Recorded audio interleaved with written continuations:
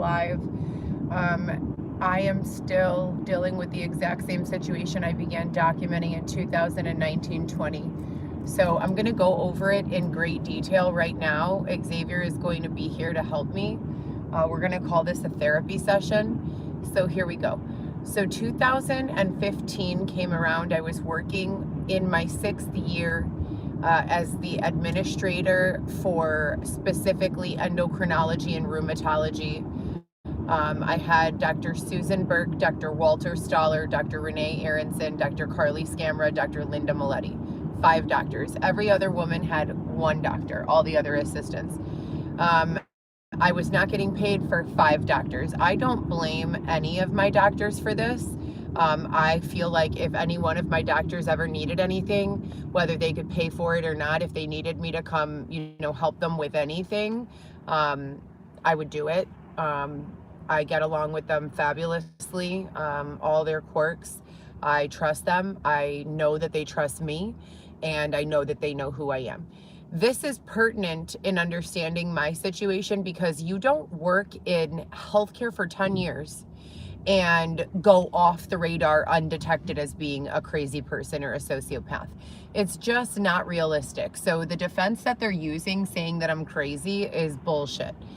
That's number one. Number two, there was a period of time in my experience when my mental health was declining sharply and steeply, and that was because I was being extorted by a member of local government and several other people, and basically pushed into the arms of a more experienced and seasoned, some of you might want to call him a criminal, and some of you might want to call him an investigator, and some of you might want to call him a con artist, and I would argue that all 3 are true.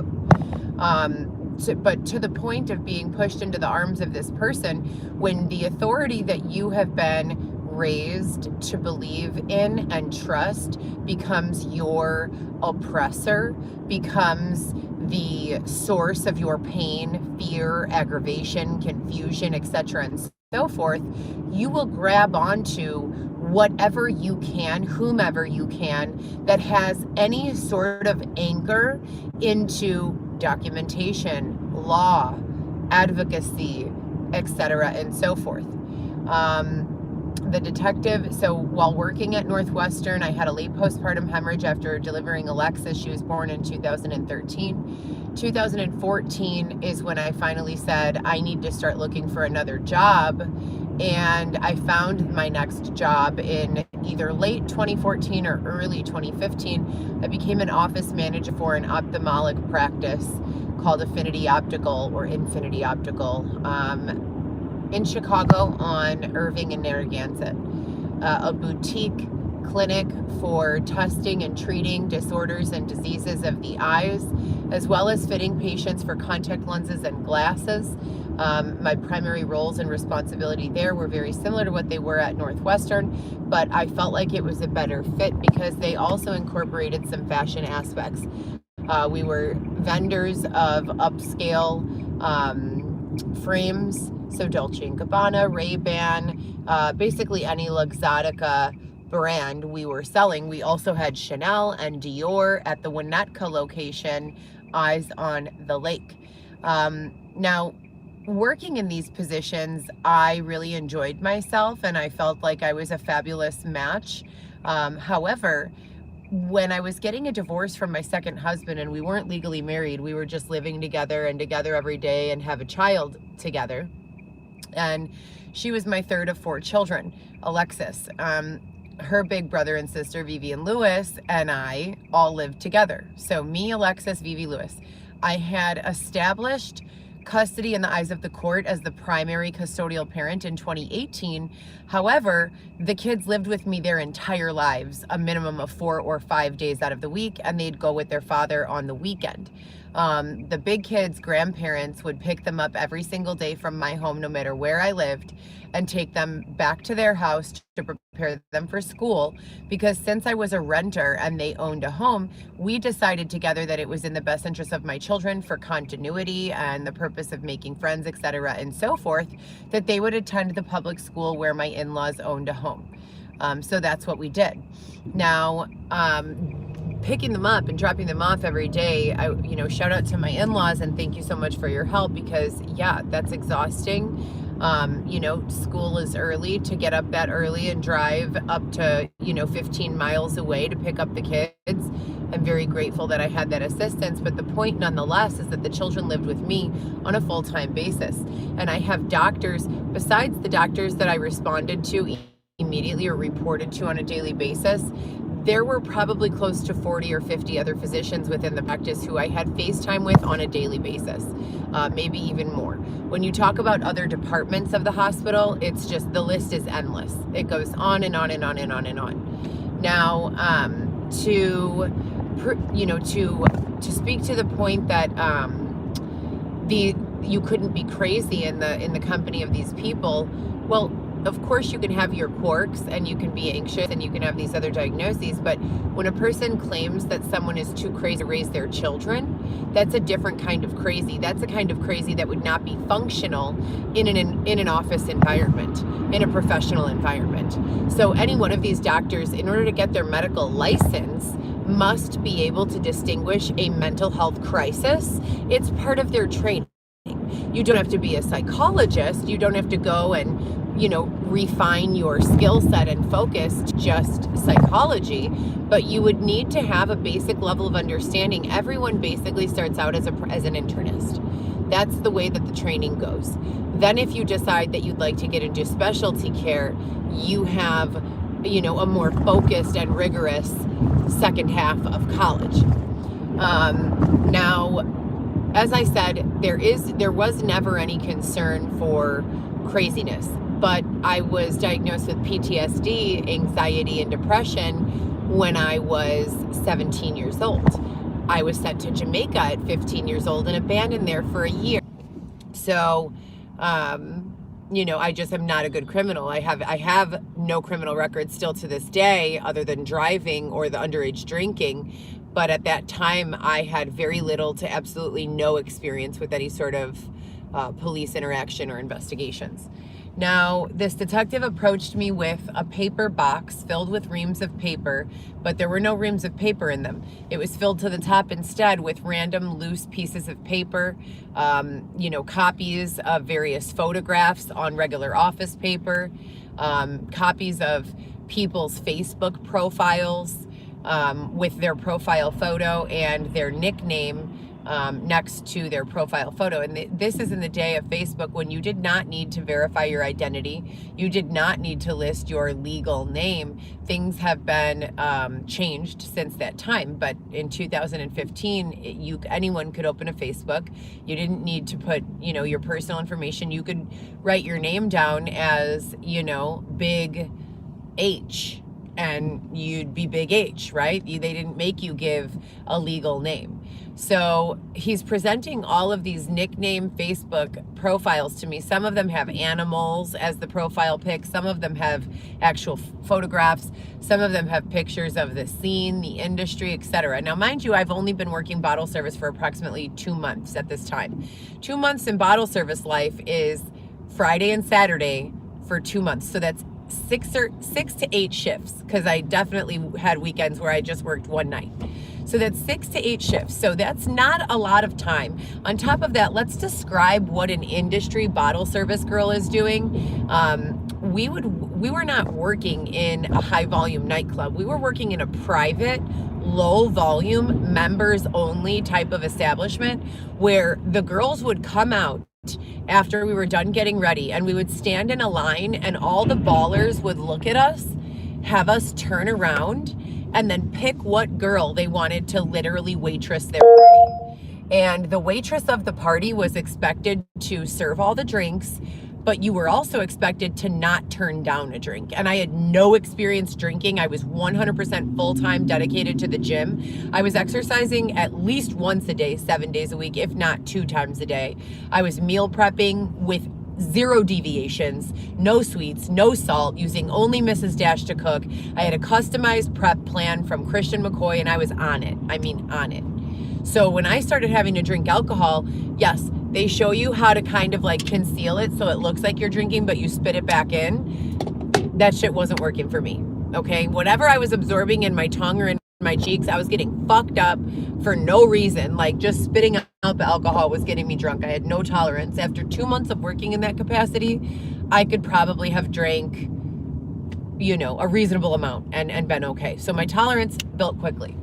Now, one of these customers, one night after working at this bottle service establishment where you were paid $50 to show up, if you didn't get picked, you got sent home with $50. If you did get picked, you were making between probably $200 and $600. No sex, no nudity, nothing like that. But you were making, you know, you were banking if you got picked. And I got picked every single night. I don't think there was a single night that I didn't get picked.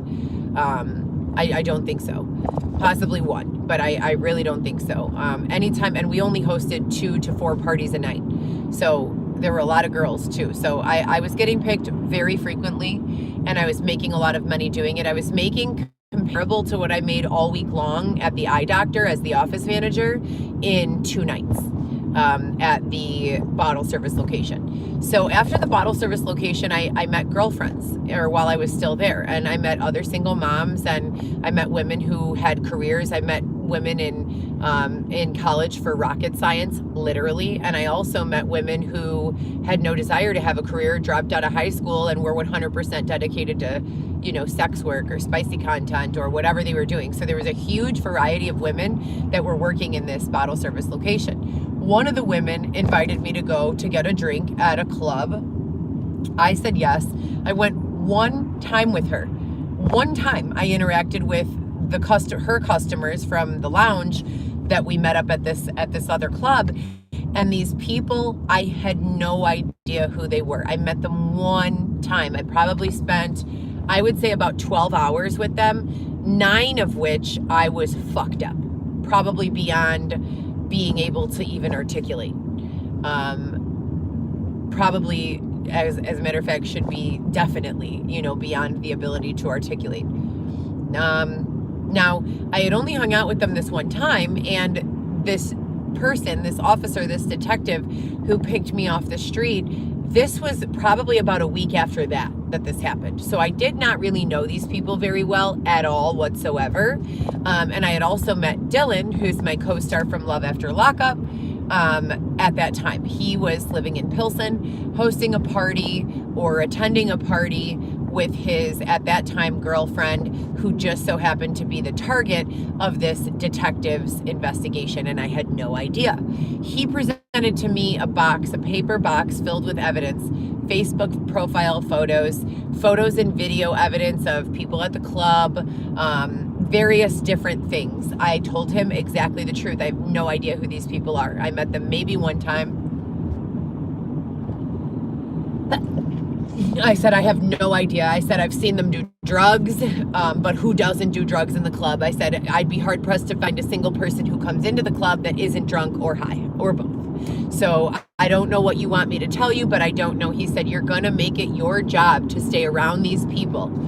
And if you don't, I am going to show up at your house with the DCFS, and we are going to take your children. I had no criminal record, nothing but 10 years experience in the medical field. I was 28 years old, okay?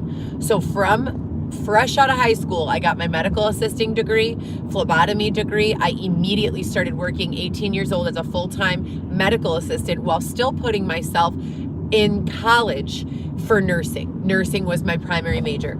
After the kid's father and I broke up, I had to change my major because I could no longer attend on campus. I was going for prereqs for nursing at Triton College, and Triton College also had easy access to West Suburban and easy access to the ultrasound tech program in River Grove at Triton. So I figured that was a good place to do my gen eds and my prereqs and get the associate's degree out of the way, and then transfer to four-year college, West Suburban. It would have been cheaper, etc., and so forth. I ended up having to transfer my credits to an online university called American Intercontinental University. And when you do that, there are no clinical hours here in Chicago. You have to take an administrative profession or nothing at all, because there's no doctorate that you could take online. There's no nursing that you could take online.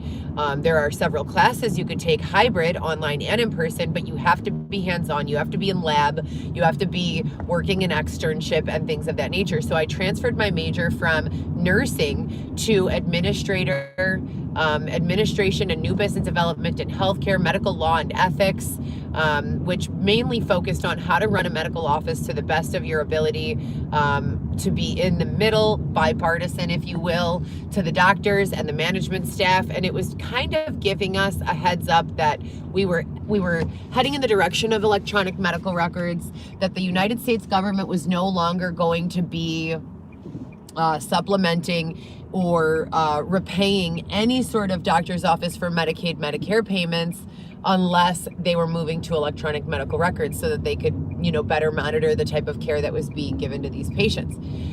So I just learned a whole lot about a whole lot, and I learned there was a lot of overlap. I had taken another 9-month program for medical office specialist at the First Institute in Lombard, Illinois.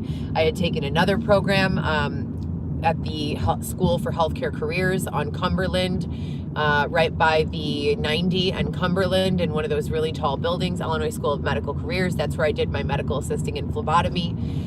So I have altogether, I would say, about 6 years of healthcare experience, of healthcare education experience. So there's really not much that I don't know about that: billing, coding, HIPAA, medical law and ethics, new business development, electronic medical record implementation, standards, OSHA standards, ethical and moral standards, reimbursement structures, things of that nature. Now, after working in that capacity with 2 small children and separating from both Lewis and Orlando, and then it became 3 small children, Vivi and Lewis are about 18 months apart, and Alexis is about 8 years younger. So 6 to 8 years younger. So there was a big period where my big kids were starting to get self-sufficient, and I became pregnant with Alexis. As I said, I had a late postpartum hemorrhage with Alexis after I gave birth to her, and I found myself in a space where I had kind of overexerted myself, assisting 5 doctors to every other assistant's 1 doctor. And I was exhausted. I was working off the clock 2 to 3 hours a night, almost every night. I was coming in, if I wasn't working 2 hours later, I was coming in an hour earlier and working off the clock because we were being threatened if we worked